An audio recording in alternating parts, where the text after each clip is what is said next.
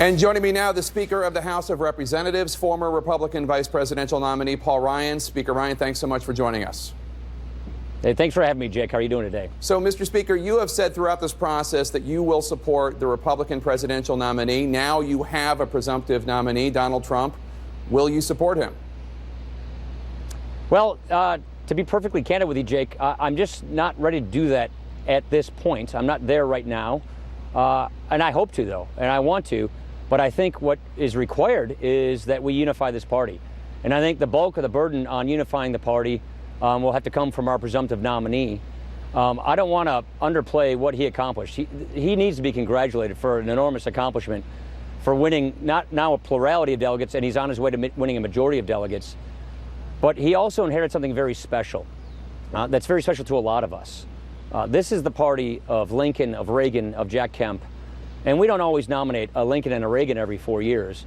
But we hope that our nominee aspires to be Lincoln and Reagan-esque, that person advances the principles of our party and appeals to a wide, vast majority of Americans. And so I think what is necessary to make this work, for this to unify, is to actually take our principles and advance them. And that's what we want to see. Saying we're unified doesn't in and of itself unify us, but actually taking the principles that we all believe in, showing that there's a dedication to those, and running a principle campaign that Republicans can be proud about, and that can actually appeal to a majority of Americans.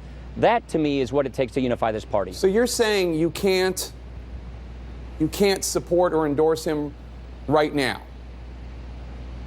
Yeah, I am basically saying that. Look, I thought about this 2 days ago.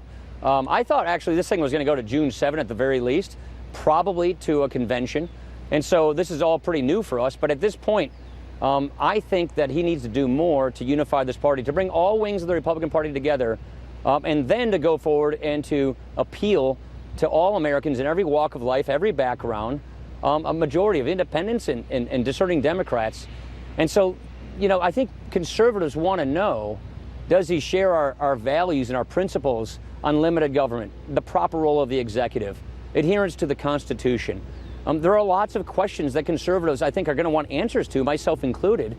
And I want to be a part of this unifying process. I want to help unify this party, but we have to unify it, I think, for us to be successful, for us to have a campaign that Republicans are proud of going forward, that is unifiable, and that actually can go and appeal to a vast majority of Americans.